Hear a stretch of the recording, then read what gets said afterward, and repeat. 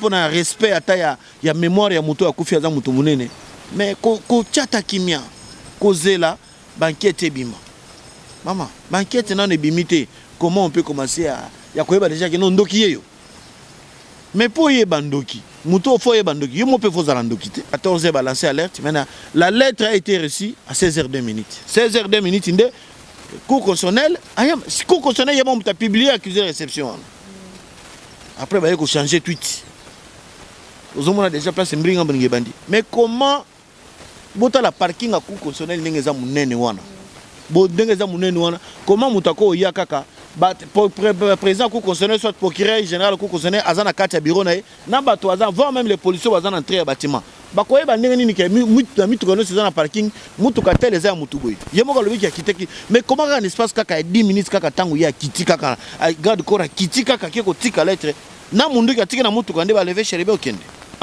colonel Faustin Numbi vraiment anti-émeute colonel félicitations Ibi Moussala commandant échangeur.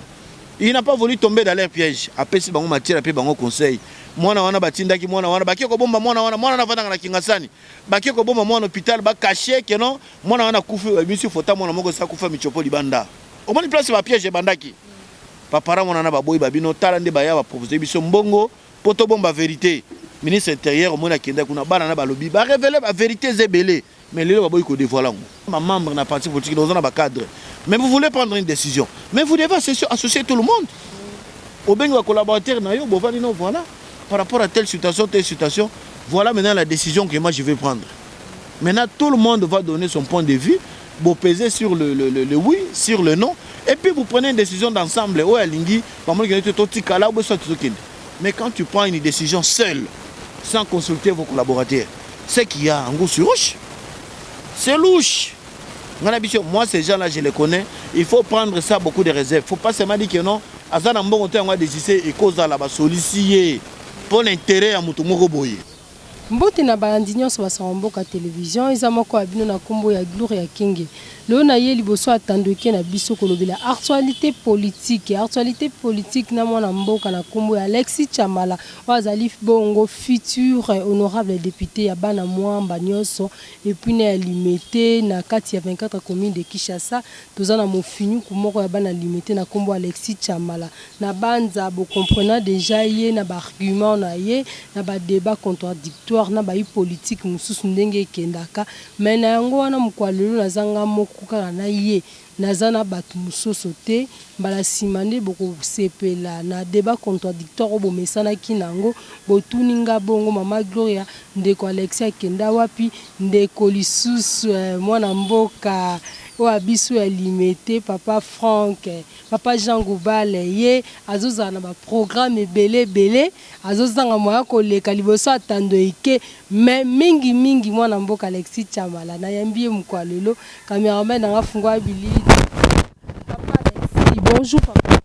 Oui, bonjour madame Gloria na sepele mingi na honneur au salinga susu kuna koleka na émission lelo.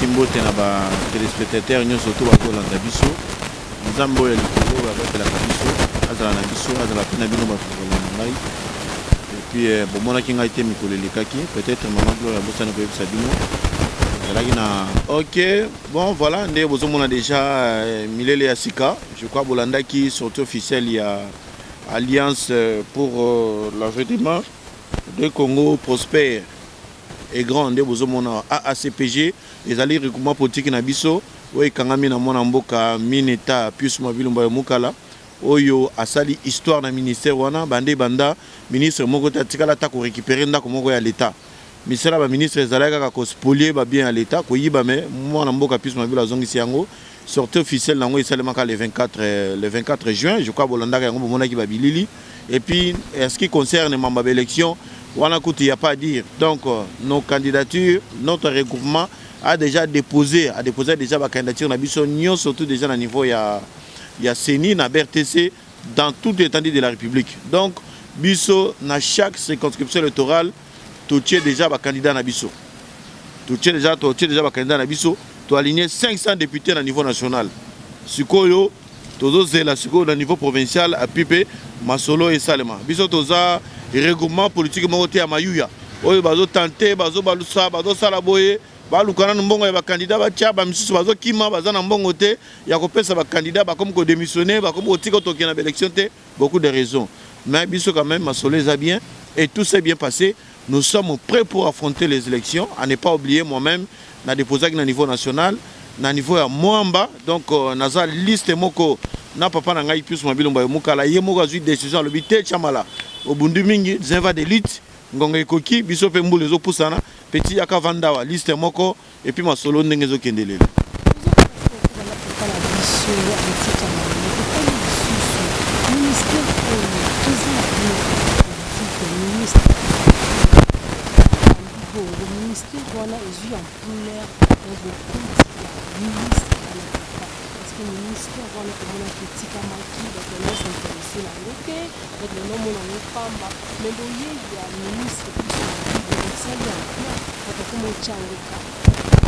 Parce que plus mobile azana bonya. Parce que azana bonya donc pour na kosala musala malamu faut kozala na mayele.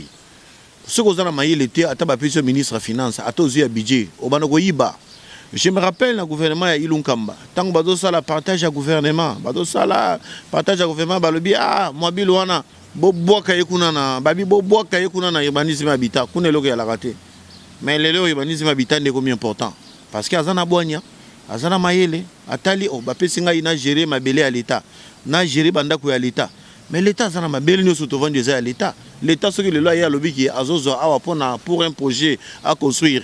Akobuka mais atali ke na ba liste bandako ya l'état ke ndakaka mutako ya boya comme autorité ba pesa ndako ya l'état afutela afutaka ndako te mususu ozandako asali ba travaux ko sala ka ba travaux ya pamba ya réhabilitation ko aménager ndako pona kokota okomona montabo 1,5 million, 2 millions de dollars après comme yo non lokola ministère l'état za na mbonga ozon selanga te allez ndako ne komi yanga basu mikanda ba changer.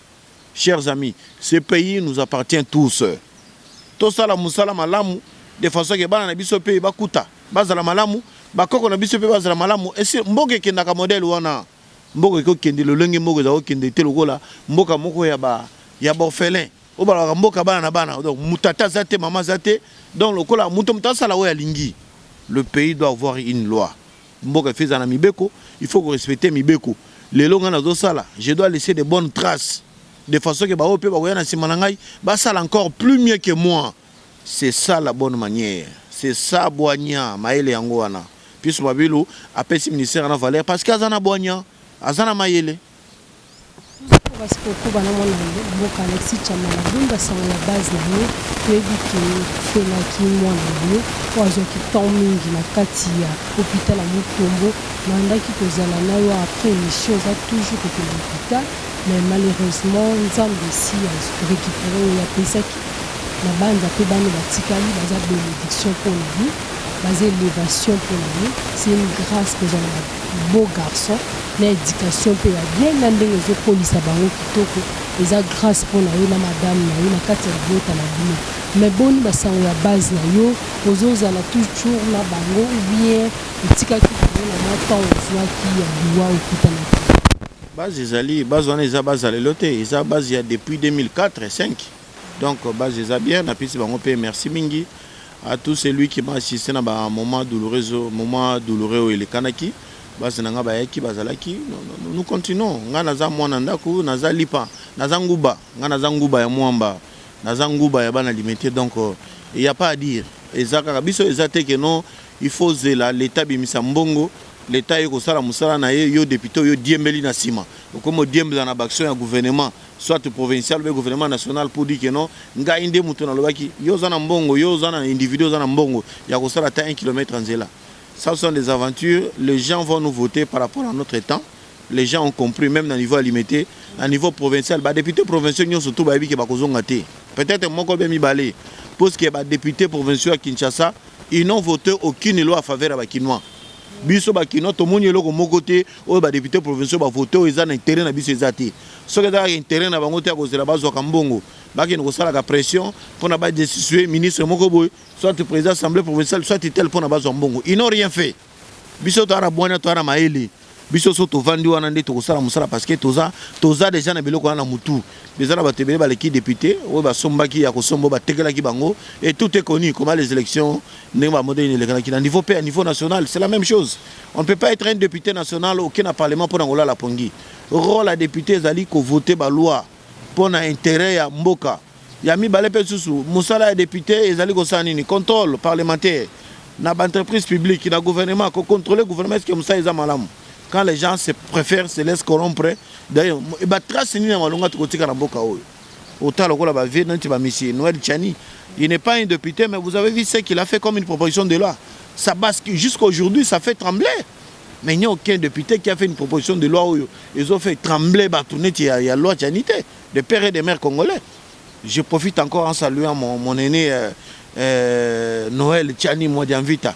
Moubala solo oya bongo et sali pour que mboka na biso la vérieux ils na maboka ba étranger. En tout cas pour na masolo ya base na ngai souci ezate masolo zo kende bien. Masolo zo kende bien. Non nous sala en tout cas ba attendoke na biso lo na ba question de na mwana mboka Alexis Tchamala parce que nous irons vers les élections. Nabi que actualité politique ya makasi mais ya zali député ya Mwamba, député ya Limité, il faut tout attendre que sur le nayo pour les conditions ya propagande. Là nous sommes en tant que député national même au côté na kati ya Mosenga ya Assemblée nationale proposer quoi ba question biso ba journaliste de tambolaka partout et pas ba député national nous avons pas homme politique mais au monde même sous yambi politicien sous azan argumenté mais là on est ça la kayo en tant que moi la mboka Alexis Tchamala oye ba constitution ya mboka oye ba droit ya mboka oye ba article le bibo on se la rappelle na ba argument ya bien devant même ya base na yo devant atandeke na biso. Merci pour notre nombre pour l'appréciation waliza bino ba journaliste ne boye ba ko sala appréciation na ozape mutali boso yibisanga ite na yo kaka ngo ebele na ba journaliste ebele na baninga pe ebele bon musu se ko zala don nzamba pesinga yi ya mayelo yo bwanya nzamba pesinga yi tozana ba député nationaux musu ba yebi ata constitution na bandi politique il est loté na bandi politique mwana muke na bandi politique depuis 2003 dès que j'ai fini ma licence en 2003 en économie directement j'ai embrassé la carrière politique donc naza na maîtrise à Mamouebele et puis nga ba parcours on a vu j'ai été toujours derrière une autorité un expérimenté l'excellence plus Mabilou derrière lui et j'ai appris beaucoup de choses comment boy parce que normalement quand vous êtes dans un parti politique on doit vous préparer comment gérer demain. Alors c'est la raison pour laquelle au moins même Yemoko tant comme ministre à côté de la difficulté belité. Alors il y a certaines personnes qui se retrouvent peut-être par relation ou par quoi, par parti politique, à se retrouver comme ministre, comme on a des difficultés pour gérer parce qu'il n'a jamais géré, il a la maîtrise de rien. Et moi j'ai géré les partis, chargé de la mobilisation pendant plusieurs années. J'ai franchi Béchelot, donc dans matin, donc dans un espérance c'est belé. Puis ce n'est que normal, il faut la constitution, parce que il faut la loi qui régit mon pays. Et là, on a donc ce n'est que normal. Ce n'est que normal. Bon, il y a un peu de monde il y a PPRD, il y a LGB, ceux qui sont LGBT, il y a Matata Ponyonaoyo, Batalamuka Bangonyoso, même Nico Maengele Mafoui, il ne veut plus partager le même plateau avec moi. Bangonyoso, Bado Chapa, Bazo Kima, parce qu'il y a Bongo Ezali, Maël Ezali. Bongo ezali ya mwana mboka Alexis Tchamala tokota na actualité politique kota la liwa ya mwana mboka Sheba Okende et le Bélioni en tant que futur honorable député national et puis membre du parti politique et Camille Bongo na mwana mboka Pius Mabi. En tout cas liwa ya son excellence Chéribin Okende les eloko moko ya passe. Mais avant na lobata mwa muke makanisi naza nango na longoli nanu ekoti na ngai na sengi ata 5 secondes na ba téléspectateurs nyonso surtout pour na mémoire ya honorable Chéribin Okende.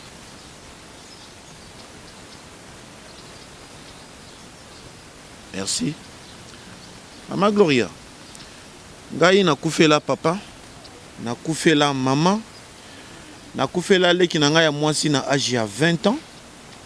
nakufa la grand frère na ngai na âge à 47 ans, nakufa la grand frère mususu na âge à 41 ans. Lelo na yokufa la ngamoko nakufa li mwana. Je sais et je sens cette douleur. Je sais comment ça fait quand tu perds un proche, un parent, un enfant ou un frère. Moutoua abomi Chéribé Okende. Il fallait que la ta madame naïe ayokela ta mawa. Il a fallu que la ta bana naïe ayokele mawa. La politique c'est un combat d'idées. La politique c'est un combat d'idées. Politique il y a koboma, il y a empoisonné, il y a assassinat. Mais non, pas jusque là. Pas jusque là. Nous sommes s'agiter dans les réseaux sociaux. Kaka le même jour honorable Koufi, Mbalamango bakangi déjà Ndoki. Ndoki ba le chef de l'état Ndoki Mutabomi. Ba de lokola ba somba déjà ba média, ba pesa bango déjà ba mbongo. Moi je te félicite hein. Na mona ga yo osala ka émission, na batu ya union sacrée. Osala ka émission, na batu production bazo finga chef de l'état. Mais osala cette émission à la télévision. Je te félicite. Mais certains soi-disant des journalistes, ce sont des gens qui n'ont même pas été à l'IFASIC. À l'équipe de la Sima Boy Mutomoka Lokotier, à Komonga ko tweeter, journaliste Basomba et Nambongo. Journaliste est un politicien. Pour Nanini, pour Nanzala Libumu. Famille pauvre, aux années locoté, aux autres réveaux sont Mamoutuka. Aux autres mandats Sogi Wapi. Mais bien sûr, autocolli dans ma famille pauvre. Mais nous avons préféré garder notre dignité. To garder valeur na biso to paye bakar na biso na mbongo ya koluka na mbongo ya mutakabeli nga boite te déjà na mbongo nga mutoki nga koluka la paye bakar to sali tozo kendeti lelo. C'est malheureux ce qu'on a vu dans les réseaux sociaux. Rien qu'à taper un respect à ta ya mémoire ya muto akufi aza muto munene. Mais ko chata kimia ko zela banquete bima. Maman, banquete na ne bimité. Comment on peut commencer à ya koyeba déjà que non ndoki yeyo. Mais pour y bandoki, muto fo y bandoki, yo mo pe fo za bandoki te. Yo za na misu mine ite, zo na misu misa tuté. Comment on a pe muto o yeba ke muto na za na misu misa tu misu mine. C'est très malheureux. C'est un incident très malheureux. Ko boma muto na ba condition wana. Muto s'est retrouvé wana. Pour moi, au lieu de parler, au lieu de murmurer, au lieu de spéculer, il faut causer là-bas résultat. Il y a justice. Et il y a justice à rendre véridique à makambo na banquette bazo sala comme ça to koyeba nani parce que nous ne sommes pas les experts. Les experts ezali bato ya parquet, la police scientifique, bato service na biso ya sécurité ba renseignement. Ils ont toujours fait du bon travail. Ba sala musala malam pona ko détecter qui est responsable, qui est l'auteur. Et puis les chefs de l'État na réunion au gouvernement la semaine passée à Sengi que les experts belges na sud-africains ba associé bango ba za associé na kachelo ko wana po bere ko ela et le bateke note outi na pouvoir et comme yo ba expert ba ya mais ya Belgique té ya Afrique du Sud té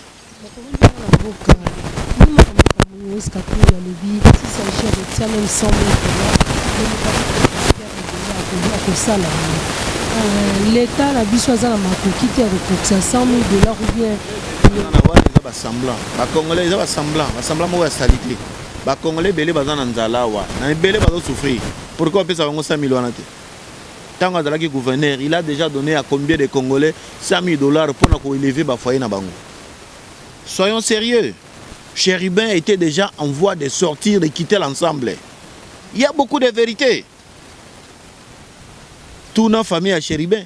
Est-ce que mbongo na ba prometa ka soka lunga ministre banoko futa et pas ya nani ya nani ya muzungu afuta ndo futa mbongo wana afuta ka mbongo wana azai ko zongo lisusu et retard ezaki à combien de mois. Oh nyoso tozoka kaka kisa makambo tozoyoka ku constitutionnel soka za na besoin ko boma Chéribin Okende ako inviter ya pona bomai nzela oyo Chéribin ko lungana ndako na etia ko mwana bakoko lever na nzela te il faut ka ba me na ku constitutionnel pona ba voilà maintenant comment balingi balatisa ber na ku constitutionnel.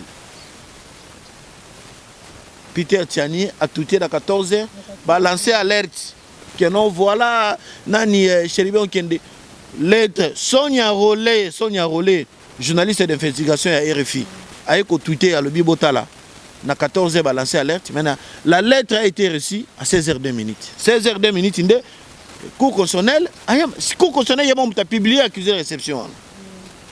Après, il faut changer tweet. On a déjà placé Mbringa Bandi. Mais comment bota la parking à cour constitutionnel n'est pas munene wana?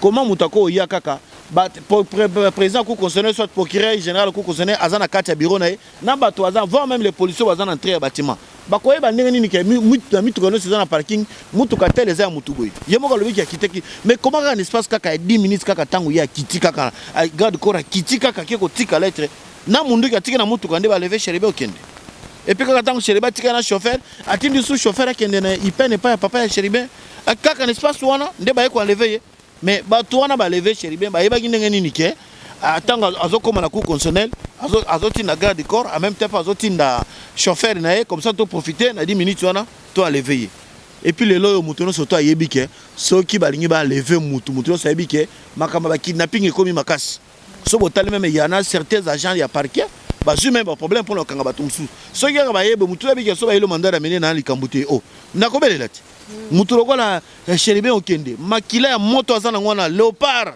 okende ba lever kaka boye asala trouble ta gangate et puis mutukana tami tukana za mituka haut de gamme ba porter za na veria ko kanga azana crime na kati mais ba fungola ki ndenge ni ba kota na kati pona ba lever ba kende nayi.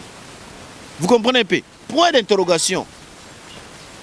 Vous imaginez que na tongo d'après ce que nous avons appris le matin ba garagiste wana ba yeba kota na Seb Congo ba moni jeep wana Lexus égaré liboso na ba nde ba yeko ya mais jeep égaré bonde ni moteur na marché babengi ba garde bazala ka police na batali oh mais nini bono babengi ba bureau de ba kiti wana ba sali conseil non il y a un problème ici babengi parquet procureur a gomba kiti na ba magistrat ba voilà effectivement mais non il y a un problème babengi le susu nani police na biso babengi police atindi ba police scientifique ayo wana ba cadrer l'endroit et puis ba ndiko sala banquette ba fongoli bazomona ke mutu moi ba signifité do moni mo loboko donc ba itaki ko bomai babomie ba ena kaka déposer wana ba tiki wana na mutuka ba kei ba bandi banquette après quelques temps ba ya ko mona boye ba tomako mi balé ba bimi oh non ngai garde corps na oh non ngai chauffeur oh macha ba biyo garde corps ga chauffeur mais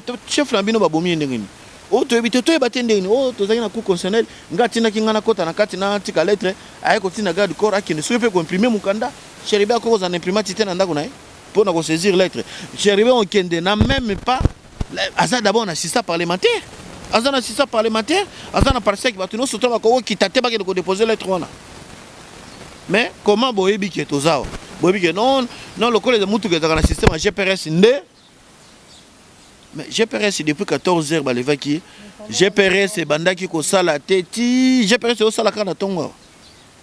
Vous êtes le premier suspect. Beko. Vas-y, Bango. Salé. Si tu peux banquer, tu continuer. Mais nous ne pouvons pas passer un moment à la télévision pour nous dire auteur et mort et chéribin et sali tel. Oui. Donc il y a une église. Assemblée la kamakasi, azo kozba, azo assemblée la main. Dans ce qui voilà. Na rolobati.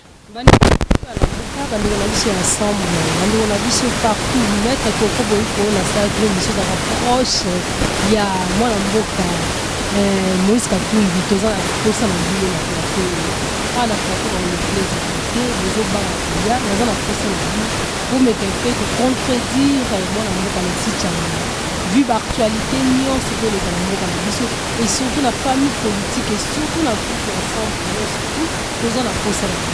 Kotala na ngambu ya mwana mboka Martin Fayulu décision na lui ozana ba vidéo wana ndenge tozolo ba boy katana nutela ba tu vidéo moto moko boy alobaki na lingala alobi moto nyonso ya komeka kolungwa na opposition bia kolungwa na ensemble tokosala toko s'occuper na ye tela ba téléspectateur balanda vidéo wana balanda yango Cheribe okende de pas lunga gouvernement atikala jamais qu'on s'en prendre dans le chef de l'État, à tout cas jamais qu'on finisse chef de l'État, à tout cas jamais avant d'année kimia, ce qu'on veut dans un chef d'État qui nous rebondit, Cheribe qui dépend d'un intérêt ni soki nazwi na ngambo opposition olobi soki nani soki tozwi muzungu tozwi nani oyo nani chitokata tozwi chitokatoka soki chitokatoka soki muzungu bino bobengaki bozwi chitokatoka soki tozwi chitokatoka bozwi na mosusu aza na opposition nani oyo yaba oyo azalaki na bozwi na Bukangalonzo bozwi Bukangalonzo nani qui peut faire point na Tshisekedi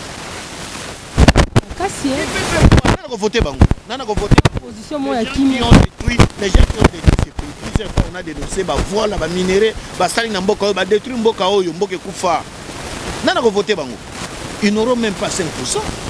Yaba voix on a kutu na ko seka na ba parlement na ko seka na chef de l'état ko ba vanisa loi tchani on a to voter ko ta monita ko to kota na parlement ndesko ko to voter loi tchani ba tika na ba oyo opposition za na mboka oyo bala liboso na mboka bango nyoso tu wana pona bazwa ba muzungu wana bango nyoso tu ba chitoka wana po bazwa valeur d'opposition mais bango nyoso bando ya na 10e ri à laquelle elle est à la 10e ri pona bazwa valeur d'opposition bango baza opposant kaka gaz a pamba ba beti bango na ngaba tala mbangu boy bazo kima gaz lacrymogène wana bengi opposant ya nini combien d'années dans l'opposition madame et puis zamba la liboso na Congo to mona opposition azana marche adosa la propagande marche alloué ba camion opposition ya VIP azo tambola na partout na Kinshasa to moni opposition obiki bakutana pe na cortège ya chef de l'état cortège ya chef de l'état qui pa bangote et ça liboso na Kabila na pouvoir yo zo tambola boy na cortège ya opposition osalango erni ne peut journée tant Kabila zaki na pouvoir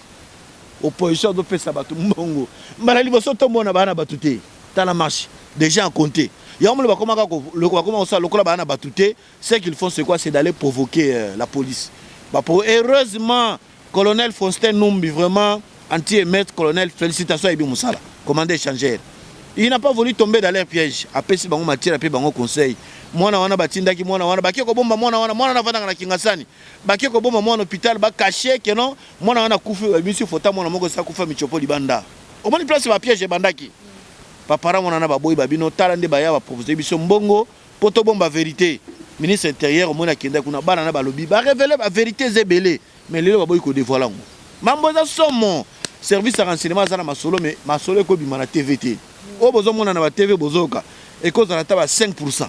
Mais les gens ont fait des complots. Sans au moins avoir failli le bord. On a encore autour de question. Décision prise par Martin Fayou, le vie élection de l'autorité qui est dans lui,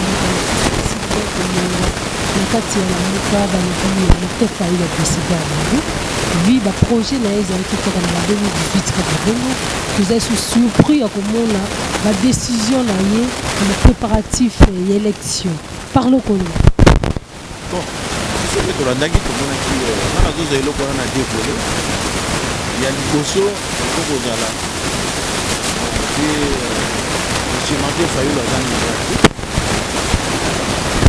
mais loi ça dérange yango bakotosala chaque jour oyebi kolalite bacandidat 500 candidats multiplié par nombre mbongo bamokongo eza komoni et puis kuna na seni mbalo oyebi loi ya recevabilité il faut déposer minimum pas moins de 60%, il faut aligner pas moins de 60% de candidats. 300 candidats multipliés par le désabord au revenu. Moi, la maille à Monique à Kouanaï. Aïe, bien. On est la première volée, deuxième volée. Bon, on s'occupe, cause à peut-être la solution. La solution à récupérer mon logonaï.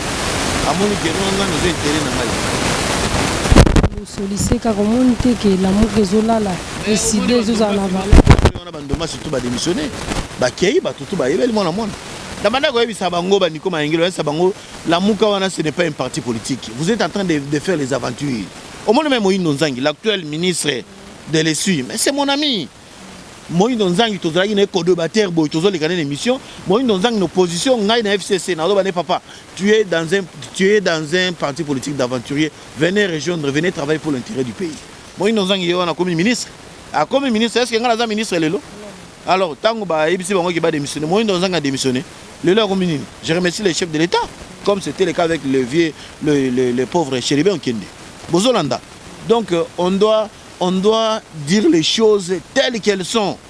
Le mal, c'est quoi? Le mal pour certains leaders politiques congolais, quand vous avez des collaborateurs, vous avez des membres d'un parti politique, vous avez des cadres, mais vous voulez prendre une décision, mais vous devez associer tout le monde. Au bien, les collaborateurs, voilà. par rapport à telle situation, voilà maintenant la décision que moi je vais prendre. Maintenant, tout le monde va donner son point de vue, vous pesez sur le oui, sur le non, et puis vous prenez une décision d'ensemble. Mais quand tu prends une décision seule, sans consulter vos collaborateurs, c'est qu'il y a un goût sur roche. C'est louche. Moi, ces gens-là, je les connais. Il faut prendre ça beaucoup de réserves. Il ne faut pas seulement dire que non. On a décidé et cause là-bas solliciter pour l'intérêt à Moutoumoko Boye. Mais elle m'a fait féliciter à Martin parce qu'il y a beaucoup s'associer à Bato Bassali Kopana Rwandais pour détruire Mboka. Mais je vous dis, Martin Fayou les gens ont lâché la vérité. Au moment où Moussou n'a pas lâché, Martin Fayou les gens ont lâché la vérité. Pour l'année, il y a s'associer à communiquer là-bas. Ce sont des gens qui sont des mèches avec les Rwandais. Ils sont des proches collaborateurs de Kagame. Il y a des choses qu'on n'a pas encore dit, mais ça va se dire. Il y a Fachi Béton de te trouver bazo kidnapper Batou, bazo assassiner Batou, bazo boma Batou quand le gouvernement oui. Mais quand les sous n'angambu ya la police, basili bon kolongo la mona mboka kasongo, balu oyo ba nommé siko a pesibiso 100 jours. Crime kosila na mboka na biso. Mabenyo sokosila, kulune kosila, insécurité kolongwa kimi kokota. Na pose deuxième question mais que très bien. Le lobby maman Gloria le lobby qui est régime yondé mamba kidnapping et bandi. Mais na comment kidnapping et bandi les lotés. Le chef de l'État, l'actuel chef de l'État, son excellence Félix Antoine Tshisekedi wa Mulumba, Tshisekedi Chilombo. Mais à Kouti, il a hérité ma camion sur ma baie en beaucoup. Aux 32 ans, 18 ans, 50 ans. Fati a hérité 50 ans, ma baignon sur un beau caillou qui détruit. Tu sais que la Kouti Kuluna, plus. Kuluna ya balabala, ya babitumba balabala, d'abord Kuluna na kati ya gouvernement ou yiba kambongo. Tu sais qu'elle a hérité de l'estage. La société Union soit elle était Koufa. Siné les Koufa, Régie des œufs Koufa. Office de route n'a ouvert des routes, n'en parlons même pas. Kidnapping et bandit les lotés na baketch. Gaï, moi on m'a tenté de m'enlever 2 fois. 2 fois. Na s'échappa de l'eau, on est allé en 2014, na 2015.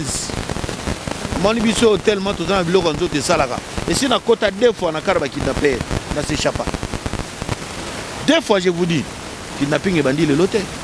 Mais, le col à Bango Bakanaki, bandima qui était élection que Salim. L'élection qu'on a la tête. Il n'y aura pas élection. Il n'y aura pas élection. Mais tant mon amboka Martin Fayou. Tant qu'on va lancer un roulement pas président Seni. Kadima. Mais mon tel bosso qui n'est qu'à se rouler dans Tongo. Fayou la Kenda qui n'a pas la population. Mais Bato Kanga dans Moulongo, mais il y a le bagi qui est. L'élection qu'on a la tête. Il y a qu'on s'est roulé Casponan. À ça, la réponse à couper ça. Vous avez la vidéo. Il n'y aura pas élection. Il n'y aura pas élection. Élection Zali. Oh, il y a Zolala. À coller dans Moulongo. Élection que ça les matin, bon allez, bah mon que non, rêve maintenant devient une réalité, il y aura élection. Oh non, comme ça le glissement, tu ne tolérer même pas un jour à glissement, tu ne tolérer tes boyés, bobo. Bah mon que comme une réalité allez, bah comme qui est dans la Belgique, il faut qu'il y ait une transition. Tu commences à négociation, il faut revoir Seni, on doit revoir le gouvernement. Au bas côté dans le cadre du gouvernement, bah il bambongo pour nous préparer l'élection. Il y a un moment où il y a Fatia qui battre l'élection, on n'a aucun bilan. Tala ça dit vraiment n'engé commis le lot. Tala hôpital maman ils m'ont n'engé commis. Il y a beaucoup d'histoires. J'ai la prochainement la contact de l'obaction sa chef de l'État na ba image. Tala programme il y a 145 territoires. Na village na yo, village no le loyo et commune hôpital, village no le lo commune bâtiment administratif, village no le lo commune na école matériaux durables. Tala mwana mboka lokola héros national Laurent Désiré Kabila. Na lutte à sala na mboka oyo pour libérer ba congolais pour na kimisa Mobutu. Laurent Désiré Kabila aucun na village naé na Nkoro na Katanga bana batanga na ndaku ya matiti bana batanga na ba hut comme on dit en français. Vous avez vu les images, mais le chef de l'État donné les ordres, le général Kassongo ya service national ba qui na Nkoro au moins ba bâtiment ba tongi na mboka Laurent Désiré Kabila. Il mérite quand même le respect ces messieurs là. Il fut président de la République.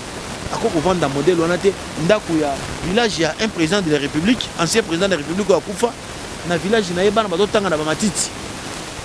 Allez voir le long en Koro, tala ndenge ba honorer pa Fachi, tala ndenge honorer mémoire ya Laurent Désiré Kabila, ndenge ba tongi ba bâtiment na matériaux durables. oyo etikala kosalema te bato bazalaki na bango bando soit disant que biso ne meme tala ndenge fatia corriger ba bozolanda. Les gens ne voulaient pas des élections, ils veulent entrer dans le gouvernement toke na transition ba kota na gouvernement pour na ba yiba mbongo fatia le niet il y aura élection. On a évolué, on a lancé Baber TC Fungami, on dépose des calabamons que non ça devient une réalité. Qu'est-ce qu'il faut?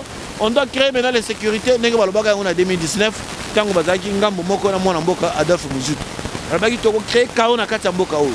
Je crois que vous avez suivi quand Chéribin est décédé dans Tonga Bimisuso, Cheikh Koutou ne pas Koufi. Parce que Cheikh Koutou ne moutou, Chéribin est Makamou. Ils ont tenté de les tuer, ils n'ont pas pu. Aux Hollandais. Donc ils vont semer les chaos, ils vont tuer les gens, ils vont créer de la sécurité dans Mboka, défenser la sécurité et sécurité sali.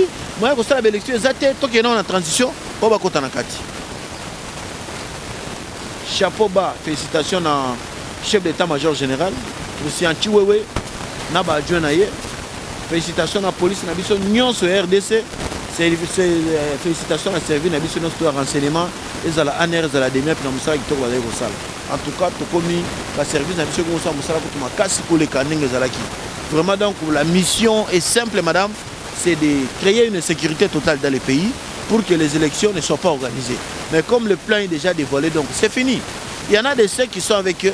Baboyi complot wana ya côté Kamboka na ba étranger ndo moni ke cocktail mais revêté yango bazo ko kalisusu pour la question ya mibale olobi que général Kasongo va remplacer mais ngapa na retourna pe malgré na ko retourna aux questions té mais est-ce que général Kasongo azali premier commissaire provincial à la ville de Kinshasa? Non. Et ça institution et ça musala c'est stratégique. Peut-être va monique Kasongo na ba capacité na ye mieux va na chika pakuna a osala musala malamu ozolanda bazuka ka Dieu na ya zalaki Matisi ya comité titulaire et ça m'abeta asala Kasongo asala musala belé pendant combien d'années il a beaucoup travaillé avant Fati il était là a umeli asala musala ni malamu et ça les musala il était zabongo a côté na yo awa batingo ezalaki te ke Kasongo aza premier commissaire provincial à la ville de Kinshasa après baloba ki non ya otika la seko non et ça musala bakoti na ye na chopa bakoti na chopa bakoti na Ituri partout bakoti na nenga pe baope bazakuna bakoy pe koya boy donc ça n'a aucun problème.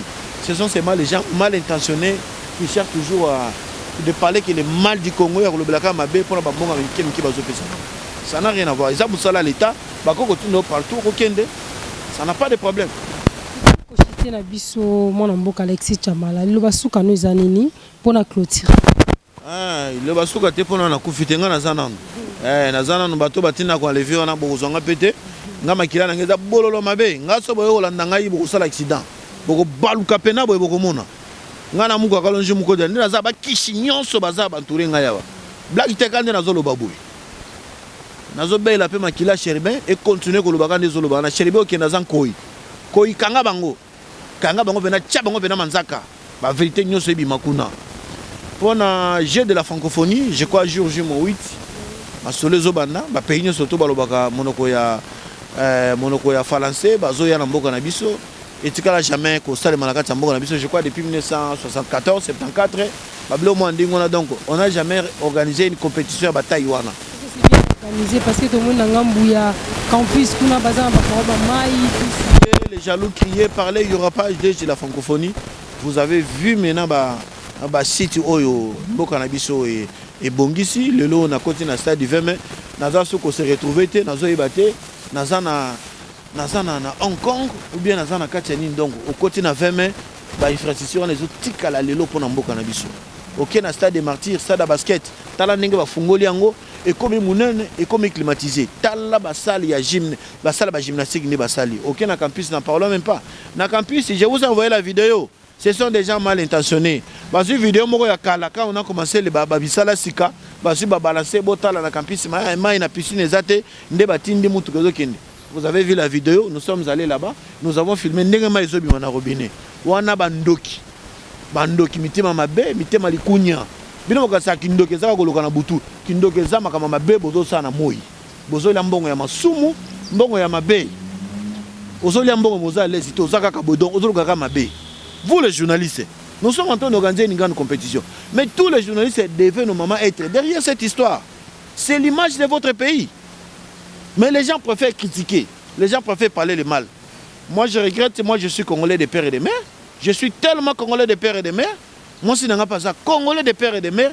Donc, na côté, tokotika te, pour namboka na biso tokozonga simate, pour namboka na biso tokoloba.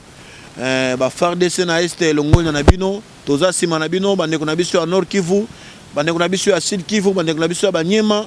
Nous sommes de cœur avec vous. FARDC tozo soutenir bino makasi. Bandeko na ngai ba Congolais. Biso tolala kana ndako. Tolaliti, tolamuki. Nzamba likolo muto zo batela pe mana biso. Mais na sewa na ba frontière nyonso to bato zo batela biso ezali ba soda na biso na ba policier. En tout cas na kosenga na biso tozala ka pe na ba respect mingi tango za devant soda, tango toza devant ba policier na biso, tozala kana bango malamu. Bazola la libanda po na biso bandeko na ngai. To mona bango te lokola banguna na biso. Vraiment na sepela ki l'autre fois na moni ba FARDC na biso bazo kene na front. Banda na limité wana nzela bazo yema na moni wa population bazo ya. Bazo pesa bango bambongo, bazo pesa ba milanga mai. Donc les gens ont compris que on doit quand même, ce sont les gens qui donnent leur vie pour Namboka Nabiso. Grand frère Nangaya Koufa, et Ngambe Azaki garde républicaine, à Koufa pour Nako Zamboka. Là, il y a un peu de soda. Azana unité de réaction rapide au moment où la Zalaki.